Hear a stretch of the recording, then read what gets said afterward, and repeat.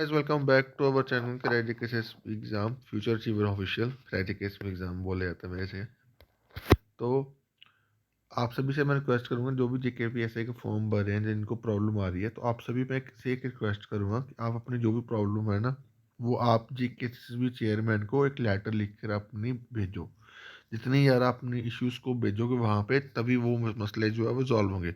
अभी बड़े सारे बंदों का मैसेज आता है, सर मेरा नाम गलत हो गया, डेट ऑफ बर्थ गलत होगी। तो यहाँ पे अगर आप देखोगे तो उसमें इसमें पॉइंट नंबर 2 में साफ लिखा हुआ है, candidate must write his their name और डेट ऑफ बर्थ स्ट्रिक्टली। जो भी नाम और डेट ऑफ बर्थ आपको पूरा अपना मेट्रिकुलेशन जो 10th की मार्कशीट है उसके अकॉर्डिंग लिखना है, ठीक है। Candidates are advise in their own interest to submit the online application. Candidate को रिक्वेस्ट करी जाती है कि आप एप्लीकेशन फॉर्म जो है अपने क्लोजिंग डेट के पहले जो है भर लो, ठीक है। अब उसकी क्लोजिंग डेट आई थिंक कब है, हम वो भी देख लेते हैं। क्लोजिंग डेट है 2 जनवरी को, 2 जनवरी को क्लोजिंग डेट है।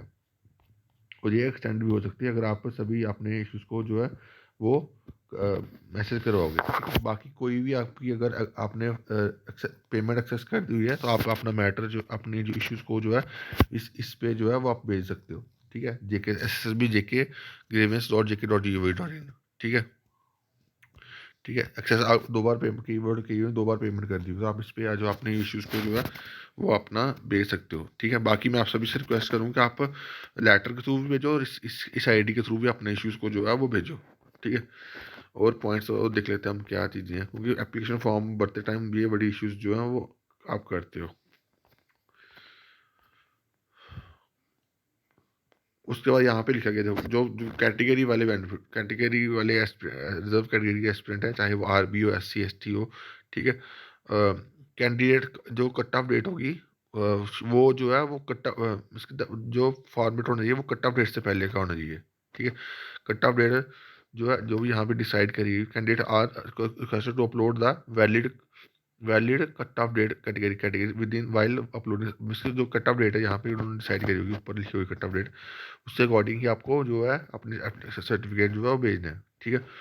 और एक ही एप्लीकेशन फॉर्म जो है एक ही पोस्ट के लिए जो है वो सबमिट करना चाहिए कैंडिडेट को। Therefore the candidates are requested to do due diligence at the time of their filling. एक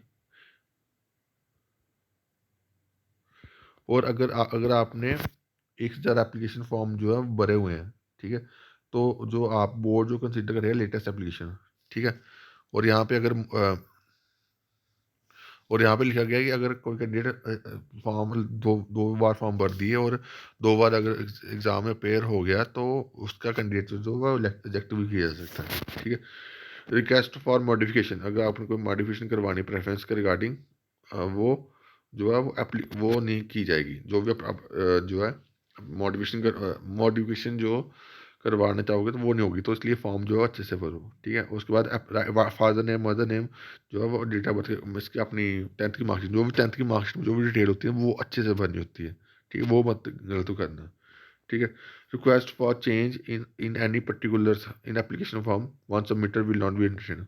कोई भी चेंजेस जो है वो अगर आपने सबमिट कर दिया उसको एंटरटेन नहीं किया जाएगा। इसका मतलब ये है कि अगर आपने फॉर्म सबमिट कर दिया तो उसके बाद जो है वो आपका जो फॉर्म जो है वो चेंज नहीं होगा, ठीक है। ठीक है, तो ये पॉइंट्स जो हैं आपको दिमाग में रखने हैं, ठीक है। तो बाकी अभी के लिए इतना ही। Thank you guys, love you all.